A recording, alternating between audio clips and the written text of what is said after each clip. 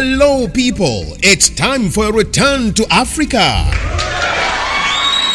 IPADA Carnival with the sobriquet The Return, which kicks off on the 29th of November to the 8th of December 2024 at the Campaign Tropicana Beach Resort in Bejuleki, Lagos, is not just another carnival. This one carnival, fully endorsed by the federal government of Nigeria, will be declared open by the chief host, the grand patron, and the chief global ambassador of the IPADA initiative, President Bola Ahmed Tinubu. IPADA Carnival promises to offer a gateway for Africans in the diaspora to connect with Africa through Nigeria using cultural heritage and business tourism. This year's celebration is poised to be eventful and fun-filled, what with colorful carnivals, beach polo, beach durbar, beach parties, water sports activities, beauty pageant, live music from all over Africa, and 1 kilometer of African food buffet on the beach. 5,000 lucky Nigerians will be trained free of charge on artificial intelligence by renowned international trainers. For bookings and reservations, please contact +234 908 74822246 and www.ipadacarnival.com or email